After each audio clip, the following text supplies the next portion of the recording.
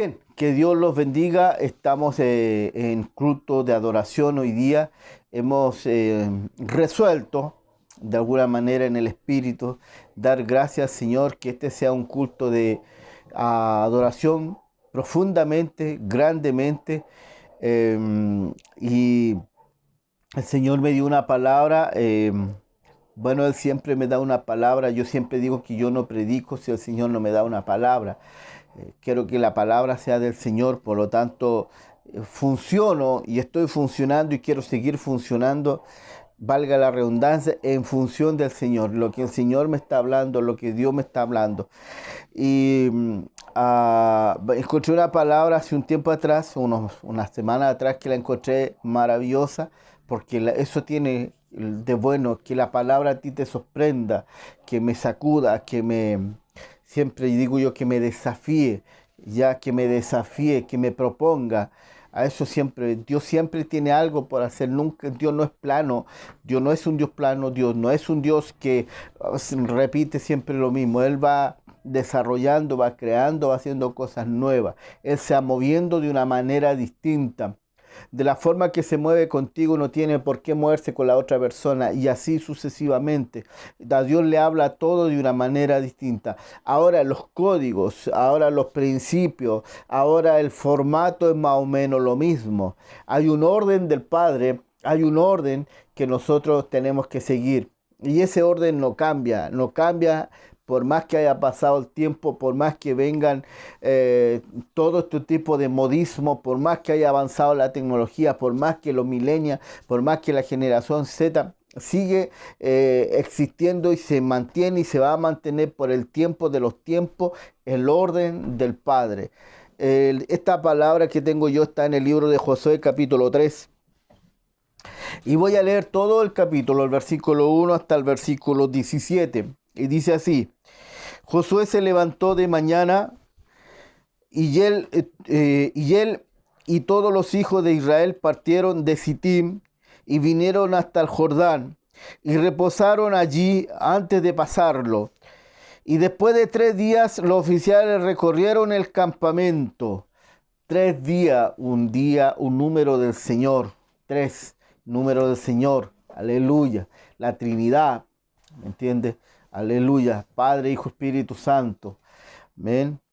Y mandaron al pueblo diciendo: cuando veáis el arca del pacto de Jehová nuestro Dios y los levitas, sacerdotes que la llevan, vosotros saldréis de vuestro lugar y marcharéis en pos de ella, a fin de que sepáis el camino por donde habéis de ir.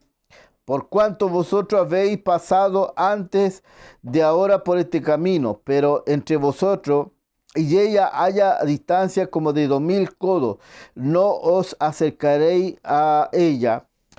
Un codo, 2 codos y un poquito más son como 1 metro más o menos. 2 codos y medio más o menos 1 metro. Es decir, eran como algo así de 1 kilómetro en chileno, como 1000 metros. 2000 codos eran como 2000 metros, un poquito menos, unos 900 metros, casi 1 kilómetro de distancia. Estaba la gente ¿ya? Vuelvo a leer: a fin de que sepáis el camino por donde habéis de pasar o de ir, por cuanto vosotros habéis pasado antes de ahora por este camino, pero entre vosotros y ella la distancia como de 2000 codos, no os acercaréis a ella, ¿ya? Esa es el arca del pacto, y la gente debe haber una distancia aproximadamente de unos 900 metros, casi 1 kilómetro. Una cuadra le llamaríamos acá en el centro, en Concepción, o sea, en la ciudad, nosotros, en las calles, ¿ya? Y habló Josué a los sacerdotes diciendo: tomad el arca del pacto y pasar delante del pueblo. Y ellos tomaron el arca del pacto y fueron delante del pueblo. Entonces Jehová dijo a Josué: desde este día comenzaré a engrandecerte delante de los ojos de todo Israel, para que entiendan cómo estuve con Moisés, así estaré contigo. Tú pues mandarás a los sacerdotes que llevan el arca del pacto diciendo: cuando hayáis entrado hasta el borde del agua, es decir, la entradita del río, pasaréis en el Jordán, Y Josué dijo a los hijos de Israel: acercaos y escuchad la palabra de Jehová nuestro Dios.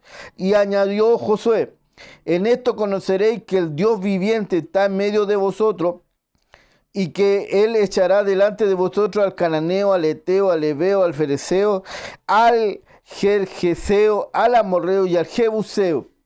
He aquí el arca del pacto del Señor de toda la tierra pasará delante de vosotros en medio del Jordán. Tomad pues ahora 12 hombres de la tribu de Israel, uno de cada tribu. Cuando la planta de los pies de los sacerdotes, de nuevo, se mojen en el agua, lleven el arca de Jehová, el Señor de toda la tierra, se asienten en las aguas del Jordán. Las aguas del Jordán se dividirán, porque las aguas que vienen de arriba se detendrán en un montón, algo así como una represa. Pero yo pienso que eso debe haber sido espectacular, maravillosamente espectacular, extraordinariamente espectacular. Porque imagínate, tú cuando ves una represa, hay cemento, hay cosas ahí que detienen el agua. Pero aquí no había nada. Venía agua en un río y se estancó. Pero acabe de decir una cosa también, que esa agua, como venía corriendo, seguramente cada vez iba subiendo más por la corriente. ¿Me entiende? Porque no había una pasada, dice que quedó en seco.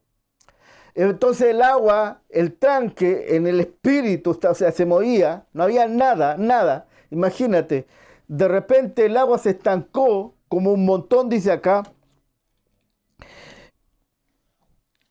Y cuando las plantas de los pies de los sacerdotes que llevan el arca de Jehová, el Señor de toda la tierra, se asienten en las aguas del Jordán, las aguas del Jordán se dividirán, porque las aguas que vienen de arriba se detendrán en un montón.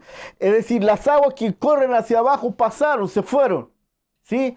Pero las aguas que vienen, el curso del río se detiene. Por lo tanto, ahí se formó, como dice, un montón, una represa. Pero las represas tienen salidas de agua para que esto no se desborde. Pero aquí no había salida de agua. Por lo tanto, esto se estancó. Y yo me imagino que el agua que venía de más arriba, ¿sí? Esta iba subiendo cada vez más. Debe haber sido un espectáculo. Algo maravilloso, algo extraordinario, algo obviamente nunca visto. Aconteció cuando partió el pueblo de sus tiendas para pasar el Jordán con los sacerdotes delante del pueblo, llevando el arca del pacto. Los que llevaban el arca entraron en el Jordán, y los pies de los sacerdotes que llevaban el arca fueron mojados a la orilla del agua. Porque, entre paréntesis, dice, porque el Jordán suele desbordarse por todas sus orillas todo el tiempo de la siega. Es decir, más encima, el Jordán traía un caudal, ¿cierto? El río, pero en esta época de siega aumentaba ese caudal. O sea, lo hacía más potente, más correntoso, más fuerte todavía. Es decir, venía mucha más agua de lo habitual, de lo normal ahí. 16. Las aguas que venían de arriba se detuvieron como un montón, bien lejos de la ciudad de Adán, que está al lado del Zaretán, y las que descendían al mar del Arabá, al mar salado, se acabaron y fueron divididas, y el pueblo pasó en dirección de Jericó. Mas los sacerdotes que llevaban el arca del pacto de Jehová estuvieron en seco, firme, en medio del Jordán, hasta que todo el pueblo hubo acabado de pasar el Jordán, y todo Israel pasó en seco. Yo pienso que debe haber sido un espectáculo maravilloso, porque era un pueblo y era mucha gente. Era gente pequeño. Yo me imagino gente bebé, niños de pecho, niños chicos, más grandecitos, adolescentes, mujeres, seguramente iban mujeres embarazadas. También deben haber ido ancianos, ancianas, en ese lugar. Y aparte de eso, colócale todas sus cosas de cocina, sus tiendas. Súmale a todo eso los animales, gallina, pollo, chancha, vaca, burro, caballo, de todo lo que tiene un pueblo. Por lo tanto, la pasada del río no debe haber sido, debe haberse demorado su tiempo, ¿sí? Yo calculo que 1 hora, 2, 3 horas, o toda una tarde, no lo sé. Y durante toda la tarde ese río estuvo corriendo estancado ahí. Y yo me imagino que las aguas subían y subían y ni una gota de agua pasaba, porque mientras estaba el arca del pacto, los sacerdotes tenían sujetada el arca del pacto, el agua no pasó. Pasó todo el pueblo, hasta la última persona, la última gallina si tú quieres, el último chancho, el último burro, pasó al último de lo último, el camello. Y se movió el arca, los sacerdotes con el arca del pacto, y se vino el agua. Debe haber sido algo extraordinario. Y yo hice un cierto orden, porque quiero demostrar que esto no es nada ajeno a lo que nosotros debiéramos mantener y tener o establecer en nuestras vidas, como hábito de vida, como costumbre de vida. Lo primero yo puse arriba, arca de pacto, Dios, presencia. Fíjate que, bueno, Dios es Dios. Y Él dice, mira, lo primero que tiene que estar aquí es Dios. Y yo te quiero decir hoy día que si tú no buscas a Dios, yo te quiero decir que si tú no buscas a Dios, vas a andar perdido, vas a andar fracasado, vas a andar arruinado, vas a estar enfermo, vas a tener una cantidad impresionante de problemas. Este ejemplo que nos coloca esta lectura, este texto, lo primero que nos dice es que tiene que estar Dios en medio de todo esto. Fíjate que cada proyecto, cada plan, cada sueño, cada idea que tú quieras desarrollar debe ir de la mano con Dios. Amén. De la mano con Dios. Los jóvenes generalmente tienen proyectos, muchos proyectos, sueños. Todos esos sueños tienen que ir de la mano con Dios. Uno de sus grandes sueños siempre un joven es, bueno, la casa, el auto, pero antes de eso los estudios. ¿Me entiendes? Y obviamente, y por supuesto, esto incluye una mujer, y si es joven, una jovencita, incluye un hombre, es decir, matrimonio e hijo. Es decir, esto es un proyecto de vida. Y tu proyecto de vida tú no puedes abandonarlo o dejarlo al criterio de cualquier cosa, de que pase lo que pase. O al no sé, o a la suerte, o a cualquier otra cosa. El proyecto de vida tuyo debe ir acompañado y debe estar en medio Dios para que funcione, para que te vaya bien. Porque de lo contrario vamos a tener matrimonios fracasados como hoy día. Vamos a tener gente que abandona universidades. Vamos a tener gente que entra en depresión, gente que tiene problemas, gente que quebró en sus negocios, gente que quebró en sus empresas, perdió el trabajo y un sinfín de otros problemas. Lo primero tiene que ser Dios. Esto me hace recordar cuando a Nehemías le hablan y le dicen, le comentan a Nehemías, ¿no es cierto?, que el pueblo de Jerusalén, la ciudad, estaba en gran mal. Estaban destruidos los muros, la ciudad estaba destruida y perros andaban ahí. ¿Qué es lo que hace Nehemías? Va a Dios.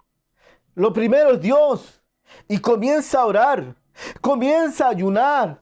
Según las escrituras dice que pasó aproximadamente 4 meses orando y ayunando.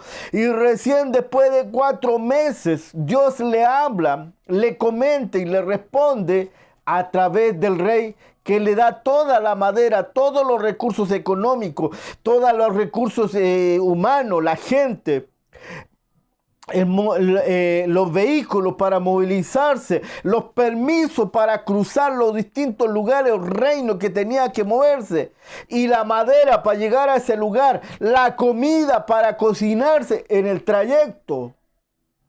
Lo primero que tú debes hacer es involucrar a Dios. Eso es lo primero. No hay otra forma, no hay otra manera, no hay otra forma. Si tú te consideras cristiano, si tú crees que eres cristiano, lo primero, yo te digo, lo primero, si tú vas a hacer un viaje, estás pensando hacer un viaje, si tú estás pensando comprarte una casa, si tú estás pensando comprarte un auto, si tú estás pensando en tener un hijo, formar una familia, tú tienes que llevarlo a Dios. Él es la salida, Él es el que te va a dar la sabiduría para que tú puedas ser una buena madre, un buen padre, que tengas un buen viaje, que puedas comprar una buena casa, que tengas el financiamiento para hacerlo. Eso es lo primero, no hay forma, no hay otra forma de hacerlo. Eso es así, debe ser así. Amén. Amén. Bueno, una vez que incluimos en esto, ¿no es cierto? Viene lo segundo, que es tan relevante e importante como el primero, es el sacerdocio. ¿Quiénes llevan el arca del pacto? Los sacerdotes. En cada familia, en cada hogar hay un sacerdote que es el padre de la familia. Y es el padre que debe conducir a la familia, que debe guiar a la familia por el camino correcto y por el orden del padre. Es el padre que se transforma en sacerdote y guía a su casa, guía a su mujer, guía a sus hijas, guía a sus hijos, a su yerno, a todos. Lo guía por el camino que es el camino correcto, que es caminar en Cristo, caminar con Cristo, estar en Cristo. Él es el que debe establecer los principios, los valores en la iglesia, en la casa, en el hogar. Él es el que tiene que decir, vamos a ir al culto, vamos a entregar la ofrenda, vamos a orar, vamos a leer las escrituras. Él es el que establece una forma de hacer, una forma de vivir, un hábitat de vida en su casa. Y de acuerdo a lo que el sacerdote establece, la familia va a tener el éxito. Amén. Amén. Cuando nosotros estábamos en diciembre y nos dicen que Nubia estaba enferma, había que pasar ese caudal, había que cruzarlo, ese río. Mi hija decía un tiempo atrás, yo quería saber si estábamos como familia en una situación difícil, cómo nosotros íbamos a reaccionar. Gracias a Dios, debo decir, gracias a Dios reaccionamos bien. Y lo que primero que hicimos es venir a Dios. Y lo primero que hicimos es encomendarnos en Dios, en el Padre. Lo primero que buscamos fue al Padre. Lloramos, ¿cierto? Y lloramos. Lloramos mucho y oramos. Y oramos. Y oramos. Fueron meses complejos. Fueron meses difíciles para nosotros. Quiero decir que después de 6, 7, 8 meses, mi Nubia está operada. Le extirparon el cáncer, se lo sacaron el tumor cancerígeno. Y Nubia está bien. Hoy día estamos a domingos, me olvidé. 25. Sí, domingo 25. Estamos terminando julio. Y Nubia fue operada el lunes 20 de julio. Y lleva una semana y está bien. Conversa todos los días porque tiene un teléfono celular allá en su cama al lado de ella. Y conversa todos los días y a cada rato. Incluso ya está dando instrucciones. Hagan esto, háganlo así, háganlo así. Ella conoce toda la casa, sabe toda, porque ella es el motor de esta familia. Nosotros lo hemos reconocido, ella es el motor. Entonces ella sabe dónde están todas las cosas y nosotros a veces andamos medio perdidos. Y allá está arriba en el mueble tanto, en el cajón, en esto, hazlo así, hazlo así. ¿Me entiendes? Y está bien. Y está bien. Está bien ella de salud. Y si Dios quiere, esta semana ya la están dando de alta. No hay otra manera de enfrentar una catástrofe. No hay otra manera de enfrentar un tiempo difícil. No hay otra manera de enfrentar una guerra. No hay otra manera de enfrentar lo difícil que se viene. Los momentos turbios, turbulentos de nuestra vida que te llegan, pero que te llegan porque te van a llegar. Van a venir momentos difíciles a tu vida y vas a vivir momentos difíciles en tu vida. Y la única forma de enfrentar eso es con el Dios Padre. La única forma de enfrentar eso es con Dios. No hay otra manera, no hay otra forma. Él va a detener el tiempo, Él va a detener las aguas, Él va a detener todo aquello que tenga que detener para que tú pases en seco, para que tú pases en lo seco. Él va a apartar las aguas para que tú puedas pasar. Él jamás te va a quitar el problema. Está demostrado en la Biblia que Él deja que tú pases el problema. Pero Él está contigo. Pero Él está contigo, aleluya, en el nombre de Jesús. Un sacerdote tiene que ser como Josué.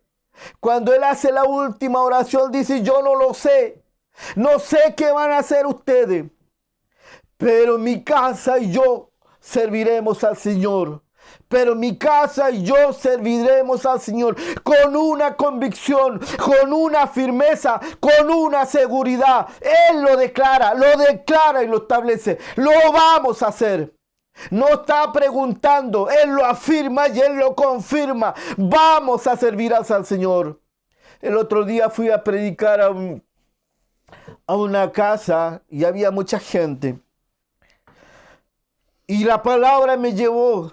Y tuve que decirle al caballero, ¿usted es el dueño de casa? Sí, me dijo. Bien, usted es el que debe encabezar este proyecto. Usted es el hombre que tiene que encabezar. Usted es el que declara y usted es el que decreta. Mi familia y yo vamos a hacer esto. Porque Él es el sacerdote. Y Él es el que tiene que llevar el arca para que su familia pase lo seco. Es una responsabilidad que el Padre te dio. Es una responsabilidad que el Padre nos dio. Y que no podemos desviar. Que no podemos quitarnos de encima. Que no podemos esquivar. Amén. Tenemos que enfrentarlo. Tenemos que enfrentarlo.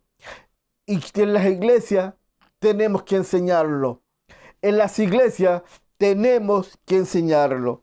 Amén. Que Dios nos bendiga. Aleluya. En el nombre de Cristo Jesús de Nazaret. Cuando el hogar está en el orden del Padre, que ya lo estamos viendo, primero Dios, ¿cierto? Sacerdocio, familia, hogar. ¿Sí? Yo puse aquí Dios, Padre, sacerdocio, después familia, ¿sí? El orden. Tú puedes desarrollar, puedes idear, puedes echar a andar cualquier proyecto, porque Dios te va a respaldar, porque Dios te va a empujar, porque Dios te va a impulsar. Amén. Amén. Porque Dios te va a ayudar. Tú vas a contar con la ayuda del Padre. Tú vas a contar con la ayuda de Dios. ¿Quieres estudiar en la universidad? ¿Quieres estudiar una carrera? Empieza a orarle al Señor. ¿Quieres hacer esto? Empieza a orarle al Señor. Entrégale tu vida al Padre. Entrégale tu vida al Señor. No son las redes sociales. No son los paros, no son las huelgas, no son las protestas, no son los estallidos sociales, no es la AFP que te dé más o menos plata en los retiros. Es el Padre que te va a bendecir, es Dios el que te va a bendecir. Tenemos que tenerlo claro en el nombre de Jesús. Otra, dice la palabra que Dios le dijo, escoge 12 personas. 12 personas, una por cada tribu, una por cada tribu. Y cada uno va a tomar una roca, ¿sí? Eso está aquí, a ver si lo podemos leer. Tomad pues ahora 12 hombres de las tribus de Israel, uno de cada tribu, y cuando las plantas de los pies de los sacerdotes lleven el arca, el Señor de toda la tierra se asiente el agua del Jordán, las aguas del Jordán se dividirán porque las aguas vienen de arriba y se detendrán. Entonces, cada varón toma una roca y la lleva y la establece para recuerdo de que pasaron el Jordán en seco. Esto es bien importante. Cada varón va a tomar una piedra y la va a llevar y va a establecer una especie de monumento de recuerdo de que en aquella oportunidad, en aquella vez, pasaron el Jordán en seco. Amén. ¿Qué nos indica eso? Que Dios siempre te va a dejar una marca, una señal. Cuando tú enfrentes algo grande, cuando tú enfrentes algo, Dios te va a dar una señal, te va a dar una marca. Mira, escúchame bien lo que te voy a decir. Yo cuando Nubia estaba enferma y la Nubia, los médicos empiezan a hablar, entonces yo pensé que Nubia se nos moría en cuestión de tiempo. Eso fue un poco mi reacción. Pero Dios no empezó a hablar, no empezó a conversar. Y Dios me da una palabra que nunca me voy a olvidar. Y me dice lo siguiente, eso está en el libro de Romanos, lo voy a leer. Romanos 14:8. Pues si vivimos, para el Señor vivimos, y si morimos, para el Señor morimos. Así pues, sea que vivamos, que muramos, del Señor somos. ¡Qué tremendo! Yo estaba preocupado, estaba asustado. ¿Por qué no decir tenía miedo? Y Dios me dice, mira, si tú estás en Cristo, si tú estás en el Señor, si tú estás en Cristo, tú puedes morir o puedes vivir. La condición es exactamente lo mismo. Estando en Cristo, tú sigues en Cristo. Y eso trajo conformidad a mi corazón. Eso trajo tranquilidad a mi corazón. Porque significa que yo tengo que tratar de estar en Cristo, mantenerme en Cristo, vivir en Cristo, mirar a través de Cristo. ¿Me entiendes? Mi vida debe estar en el nombre de Jesús, guiada a través de Cristo. Y yo estando en Cristo, ya sea vivo o muerto, voy a permanecer igual en Cristo Jesús. Eso me dio una tranquilidad, esa palabra.